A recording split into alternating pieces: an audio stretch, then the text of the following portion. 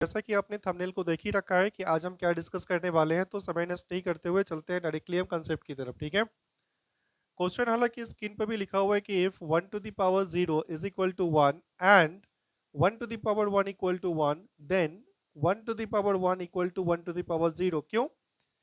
क्योंकि यहाँ भी देखिए 1 है, यहाँ भी 1 है, तो इसका जो वैल्यू है कितना है, 1 टू द पावर 0 है, इसकी वैल्यू कितनी है, 1 टू द पावर 1 है। तो हम क्या कर सकते हैं, यहाँ पर इस दोनों को लिख सकते हैं। अगर बेसिस सेम होती है तो हम लोग क्या बोलते हैं, पावर को जीरो, पावर को इक्वल बोलते हैं। बेसिस सेम होती है तो पावर्स को क्या बोलते हैं हम लोग, इक्वल। तो यहाँ पे क्या हो रहा है, 1 इक्वल टू 0। तो क्या ये पॉसिबल है कि 1 इक्वल टू 0 संभव हो ही नहीं सकता है।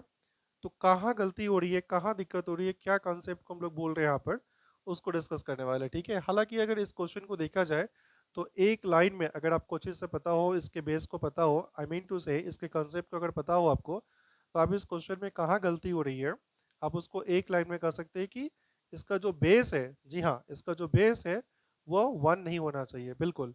अब 1 क्यों नहीं होना चाहिए, आइए हम उसको डिस्कस करते हैं एक छोटे से एग्जाम्पल के साथ। ठीक है, मान लीजिए आपके पास क्वेश्चन हम लेके रख रहे हैं यहाँ पर, जैसा कि क्वेश्चन हम एग्जांपल ले रहे हैं कि if a to the power n, m ले रहे हैं यहाँ पर हम, is equal to a raise to the power n को हम ले रहे हैं। ठीक है, इसके बाद हम क्या करेंगे, यहाँ पर लॉग लेंगे। जी हाँ, लॉग लेंगे तो m जो है पहले आ जाता है, हमें पता है ये लॉग की प्रॉपर्टी है। तो ये कितना हो जाएगा, m of log a is equal to ये कितना हो जाएगा, n of log a।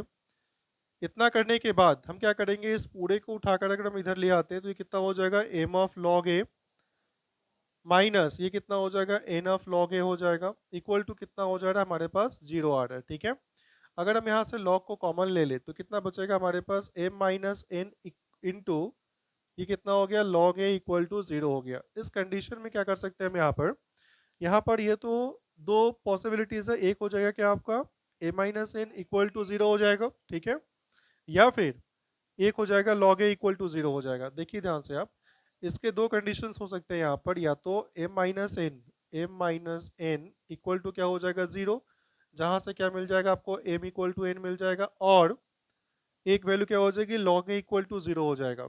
Log A equal to क्या हो जाएगा, 0। लॉग ए इक्वल टू 0 का मतलब ए इक्वल टू कितना हो गया, 1 हो गया। क्यों 1 हो गया, क्योंकि यहाँ पर अगर 10 है, बेस अगर लॉग में 10 है यहाँ पर, तो 10 रेज टू दी पावर कितना हो जाएगा, 1। या फिर लॉग 1 कितना होता है, 0, तो दोनों साइड से लॉग को हटाएंगे तो ए की वैल्यू कितनी हो जाएगी, 1 हो जाएगी। तो इस क्वेश्चन में ध्यान से देखिएगा आप, या तो इस कंडीशंस में या तो लॉग ए की वैल्यू अगर 0 होती है, ठीक है, अगर नहीं होता है ऐसा तो उस केस में क्या हो जाएगा, एम माइनस एन जो है ये इक्वल टू 0 हो जाएगा। ठीक है, या तो लॉग ए इक्वल टू 0 हो, या फिर क्या हो जाएगा, M minus N equal to कितना हो जाएगा, 0 हो जाएगा।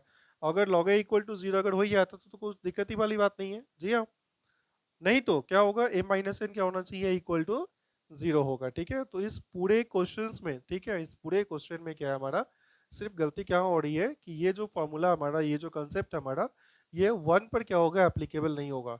इतना ही नहीं, सिर्फ 1 पर नहीं, -1 भी अगर होता है या फिर 0 भी होता है तो भी क्या होगा, एप्लीकेबल नहीं होगा। इसीलिए इस फार्मूला को जब भी लिखा जाता है तो हम लोग फार्मूला कैसे लिखते हैं कि if a raise to the power m equal to a raise to the power n, then हम लोग लिखते हैं क्या, m इक्वल टू n। वहां पर कंडीशन क्या होना चाहिए, वेयर वेयर जो बेस है a, वो क्या क्या नहीं होना चाहिए, इज नॉट इक्वल टू -1, 0 और 1, ये तीन चीज नहीं होगा। ठीक है, इसके अलावा जो m और n है, m कॉमा n, ये क्या होना चाहिए, बिलोंग्स टू आपका रैशनल नंबर होना चाहिए। क्या होना चाहिए, बिलोंग्स टू रैशनल नंबर होना चाहिए। ये कंडीशन अगर होल्ड करता है तभी क्या होगा, ये फॉर्मूला हम लोग यूज कर पाएंगे, अदरवाइज ये फॉर्मूला यूज नहीं होगा। ये कंडीशंस होल्ड करनी चाहिए।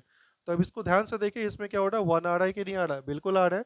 तो 1 के ऊपर क्या होगा, ये कंडीशन क्या होगा आपका, होल्ड नहीं करेगा। बेस करने का मतलब, बेस अगर 1 होता है या फिर -1 होता है या फिर 0 होता है तो ये जो फॉर्मूला है हमारा, ये होल्ड नहीं करेगा। ठीक है, तो आज के लिए हम इस वीडियो में इतना ही रखते हैं, मिलते हैं अगले वीडियो में।